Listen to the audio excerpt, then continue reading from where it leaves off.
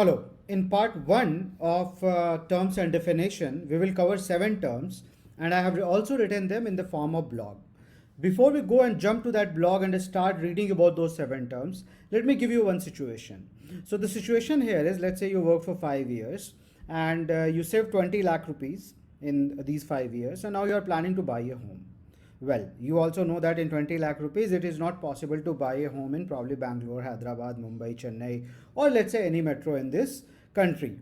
Well, you go to the bank, you get housing loan approved for yourself, and then you buy a home worth 1 crore. You put your 20 lakh rupees, you take a loan of 80 lakh rupees, and you buy a home of 1 crore. Now, the home which you have bought will be called your asset. It is, yes, you have built one asset for yourself. And the worth of the asset is 1 crore. But the point here is your worth also 1 crore? No. You have put 20 lakh rupees. 80 lakh rupees is a liability on you, which you will pay in future, right? So to find out your own worth, you know that you have to subtract the total liability on you from your total assets. So you built an asset worth 1 crore, which is your house. You have a liability of 80 lakh rupees, which is in the form of loan, house loan. And when you subtract this 1 crore minus 80 lakh, it becomes 20 lakh, which is your actual net worth. Well, this is what is required when you go and do fundamental analysis. And that's why it becomes very important that we know or have a familiarity with these basic terms like asset liabilities, because at the end of the day, a company will look very grand. Balance sheet will look very confused, it will have so many subheadings beside them. So it becomes little important for us now that when we are going deep into fundamental analysis, we start learning about the terminology in common man language as well.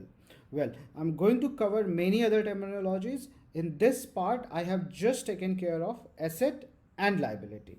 So you can go to blog section and then the terms and definition. So the very first thing is asset, right? Now, anything which we own is called an asset. Bank balance, we own that. Our money is there in the bank balance. House, car, pen I'm using, book, furniture, anything which I'm using and which I own will be called my asset. In another word, your money is your asset, and everything you buy with the cash become your asset as well. Vice versa, anything which you can sell and convert it into money will be your asset only. So in terms of companies, their assets are their cash in the bank account, their building, their cash yet to be received. They have sold the goods, have not received it from the distributors. That money has come to their account and it will be called their asset. To understand asset in a better format, we divide asset into two forms of asset. One is called current asset and another is called fixed asset.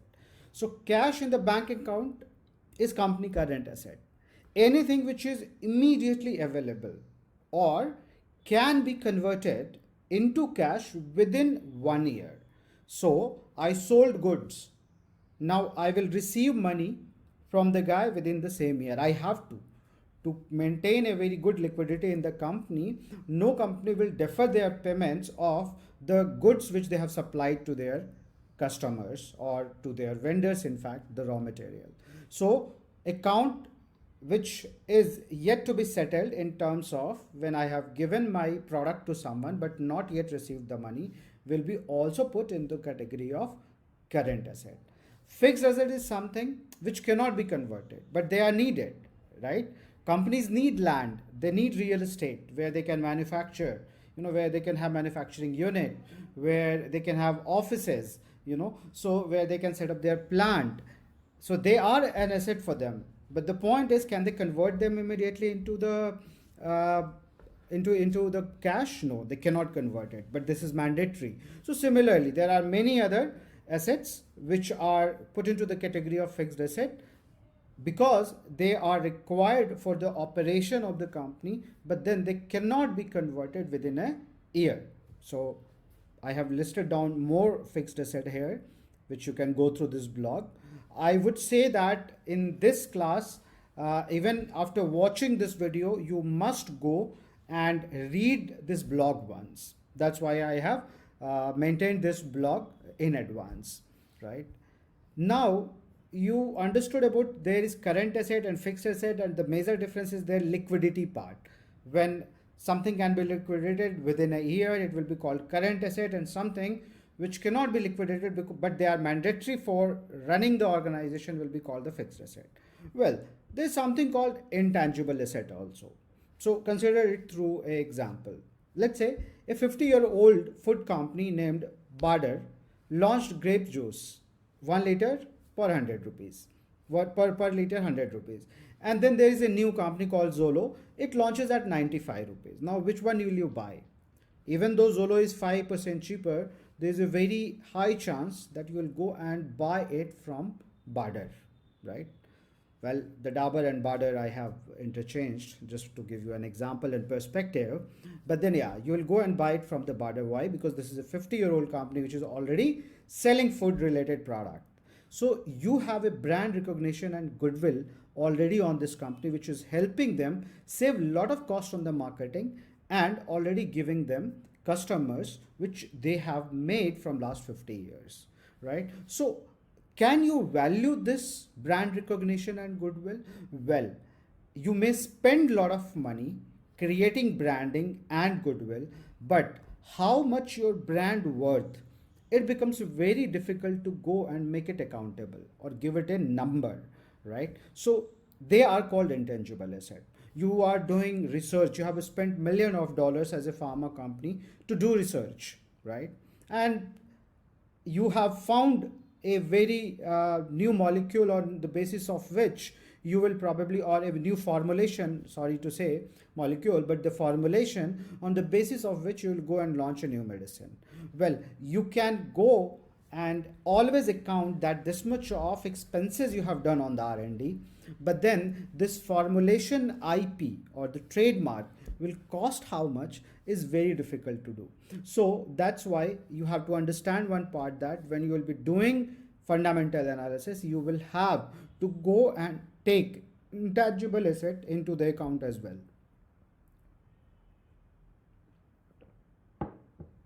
Now the point here is, when you will do intangible asset into the account, why will you do it? You will do it because you have to do the competitive analysis. So competitive analysis may be the part of the qualitative analysis of the whole fundamental study, and that's why it is important that you understand this term intangible asset as well. Then you have something called liability. So you bought a house. So the example I gave you, in that example, you took a 80 lakh rupees loan. That 80 lakh rupees will be called your liability in your personal finance term. Companies do take loans to fund their operation and expansions. On behalf of government, companies collect tax and then company go and also deposit this tax. So initially they have to collect it and then they have to deposit it on the day, every time they are going to sell.